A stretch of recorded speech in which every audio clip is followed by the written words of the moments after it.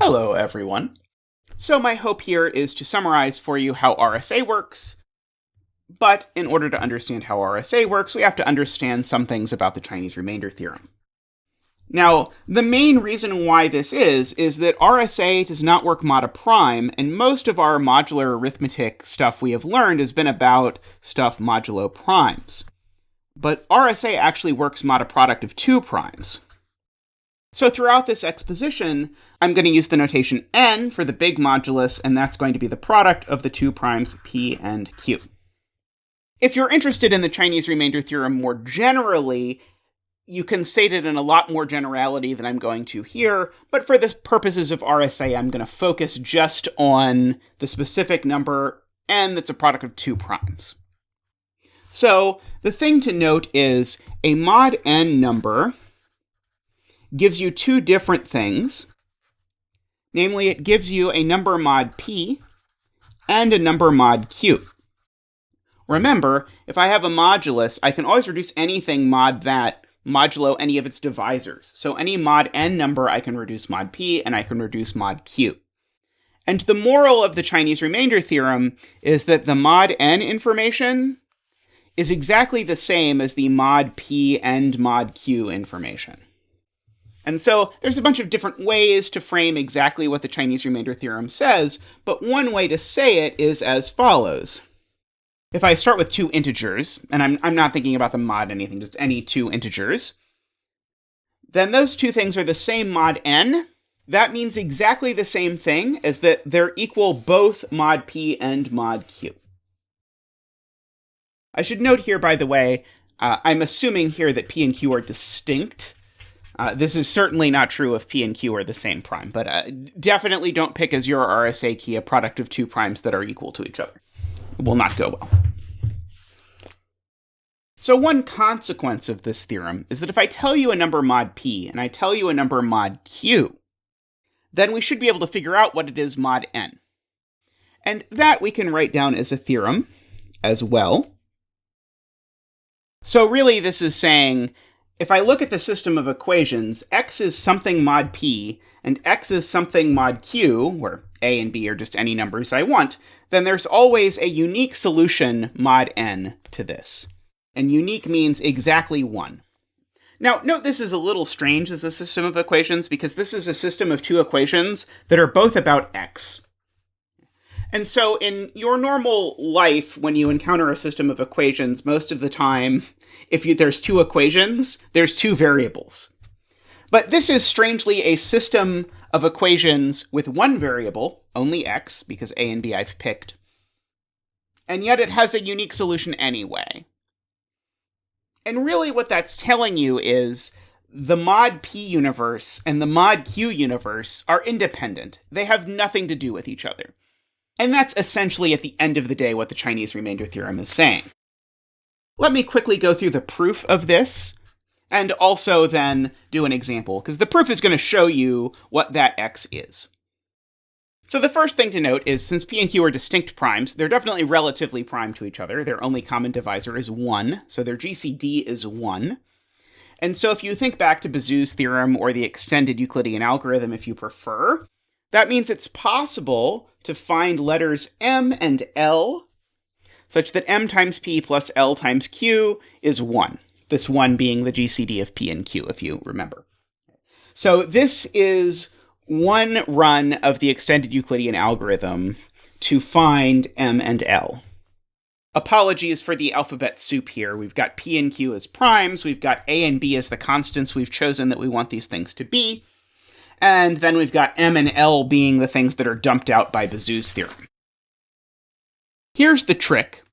Once I have this identity, I'm going to define an x in terms of this identity and a and b, where remember what I want is for x to be a mod p and b mod q.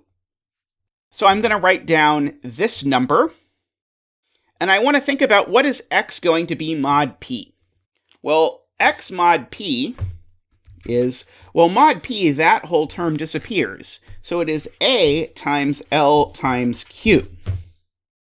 But if I look at this equation, mod p, well, then this term disappears again.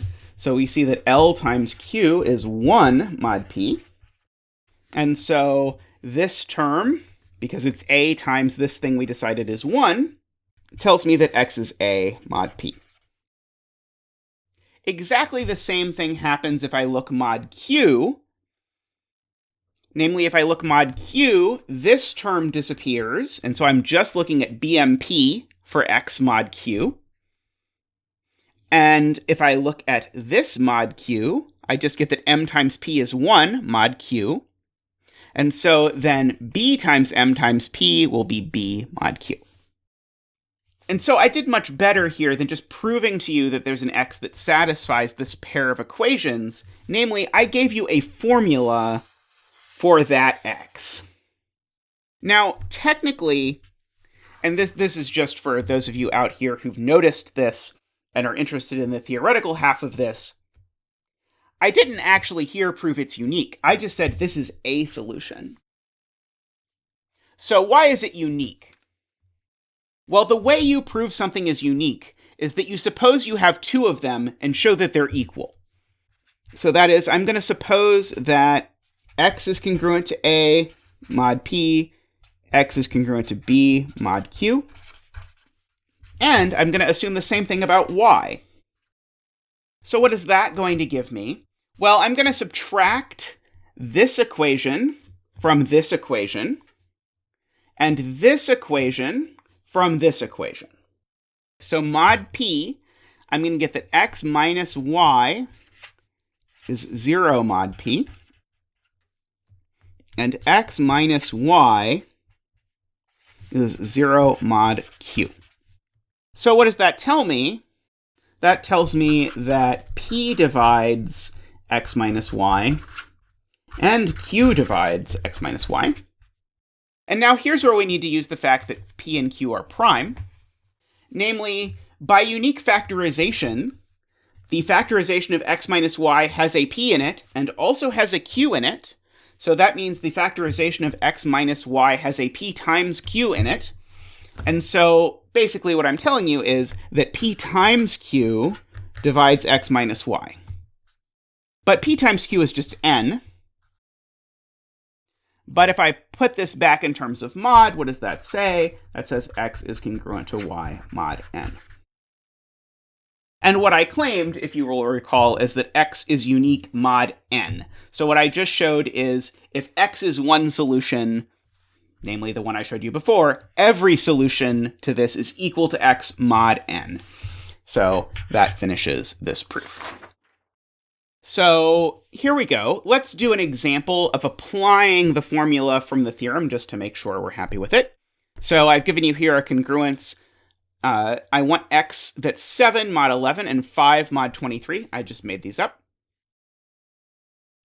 So to start with, I need to run the extended Euclidean algorithm on these two numbers. Or I can just note I know a pretty easy way to get 1 as a linear combination of these things. Namely, minus 2 times 11 plus 1 times 23 is 1. So this is by either the extended Euclidean algorithm or inspection, where inspection is a really fancy way to say I looked at it and saw this. So that means the X I want is going to come from multiplying this number and this number by 7 and 5. But I have to be careful about the order. Note, if I want to make this work mod 11, at first you would think, oh, I'm going to throw the 7 here. But if you'll note, that's not what we did before. Because in fact, if I change this number by multiplying it by something, it's not going to change X mod 11. Because this whole term is going to disappear. So I actually want to multiply this term by 5. And then this term I want to multiply by 7. So minus 110 plus 161, and that seems to give me that X is 51. So let's check that X is 51 really works. So X is 51. Well, what is 51 mod 11? Well, 55 is a multiple of 11, so this is minus 4 mod 11, which lo and behold is 7 mod 11. Great. 23, well, 2 times 23 would be 46. This is 5 more than 46. Hooray, we've checked that this answer works. Now, notice here I've actually written this as though the answer is a unique integer. But in reality, of course, this is not a unique integer. It's a unique integer mod 11 times 23. So if we want to be completely correct, we should write it in that fashion. The moral of all of this is if anyone gives you just about any question, mod a product of two primes, rather than think about the world where you're working mod that product of primes at all, you can just think separately about the world mod each prime individually. And the reason why this is great is remember that the world mod a particular prime is a lot more structured. We know things like Fermat's little theorem and other things that help us put the pieces together. So the ultimate question that we need to answer in order to make RSA work is, what's the period of this exponential function mod p times q? And so I'm just going to immediately break this up into two pieces. One is the mod p piece, one is the mod q piece. So the nice thing is, as soon as I mod this by p instead, well, then Fermat's little theorem applies and tells us that the period divides p minus 1. Likewise, when I look mod q, Fermat's little theorem tells us the period divides q minus 1. And so I just have to think what happens when I put these things together. And so if the period divides p minus 1 mod p and q minus 1 mod q, then the general period, you can convince yourself, is going to divide the least common multiple of these. Just so you can see least common multiple is the right operation, imagine that you have one sequence that repeats every 6, and another sequence under it that repeats every 7. How long is it going to take for the pairs to repeat? Well, they're going to repeat every 42, because the top one's repeating every 6, the bottom one's repeating every 7, and so in particular, they're both repeating every 42. If, however, instead of 6 and 7, it was 6 for the top rows, period, and 8 for the bottom rows, period, then the top one is repeating every 6, the bottom one is repeating every 8, but in fact, both of them are actually now repeating every 24, because both 6 and 8 divide 24. So here's the theorem, and this is some variation of what's usually called Euler's theorem. The period of a to the x mod n divides lambda, which is the least common multiple of p minus 1 and q minus 1. But I want to go ahead and note, just like Fermat's little theorem sort of told us how to think about the exponents, mod a prime as sort of saying if I'm working mod a prime, I should think about the exponents as living mod p minus 1. This is telling me if I'm working mod n, I should think of the exponents as living mod lambda. So I'm going to note before I describe RSA for you that the basis of RSA is the fact that this lambda, or this period if you prefer, in order to calculate it this way, we need to know the factorization of n. That is, we need to know p and q. And here, when I say this cannot, I'm implicitly telling you there's sort of a theorem lurking around in the background that if you could somehow compute this lambda quickly without factoring n, you could also factor n quickly. And I'll go ahead and talk about that probably in a homework later, but that's going to be based on an algorithm called Pollard p-1, not to be confused with Pollard row. All right, so let's go ahead and outline how RSA works. So our goal here is going to be that Bob wants to send Alice a message. So of course, if Alice wants to send Bob a message, they're going to have to swap roles in this algorithm, but Alice and Bob are asymmetric in this particular algorithm, so we're going to put Alice in the role of the person who's going to receive the message. So let's talk about what Alice has to do before any of this starts. So first, Alice has to generate two large primes. Now, note when I say large primes here, in current practice, we're talking about something like 1,250-ish digits.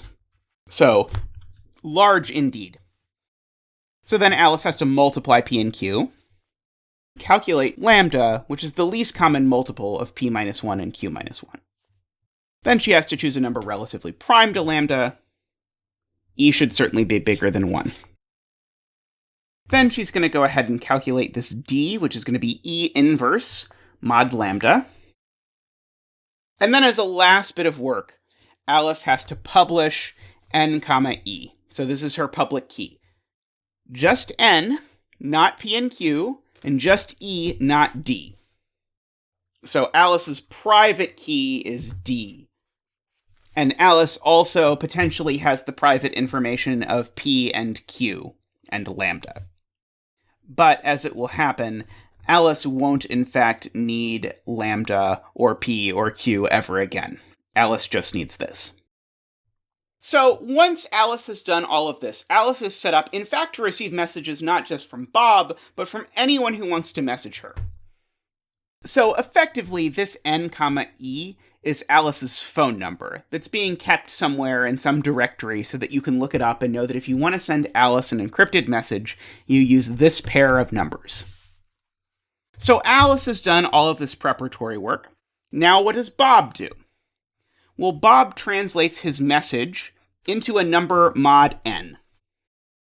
If Bob's message is too long to fit into a single number mod n, Bob will just break his message up so that he can send multiple messages in a row that will string together to give his entire thing he wants to send. So we're just going to talk about Bob sending one chunk of this. And so again, this would be something in the vicinity of a 4,000-bit number, this n here. So this will tell you how Bob will send about 4,000 bits of information at a time. So then Bob computes m to the e mod n.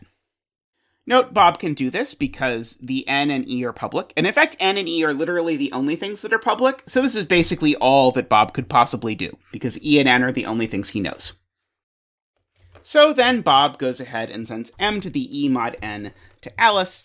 And the whole point here is that this can be done on a public channel, meaning that anyone who wants to can see m to the e mod n. So this information effectively has become public in addition to Alice's public key. Someone can see this. So now Alice has received this m to the e mod n. So then Alice computes m to the e to the d mod n. Remember, d was her private key. This was the thing Alice calculated way back at the beginning that she was going to need in order to decrypt messages. And so, in fact, you can think of E as standing for encrypt, D as standing for decrypt, if you like. And finally, this m to the e to the d is the original message. Now, it's worth asking, why is m to the e to the d Bob's original message? But the reason is because, remember, this theorem from before told us that we should interpret exponents mod n as being themselves mod lambda. So this m to the e to the d is m to the e times d, and that e times d we can interpret mod lambda.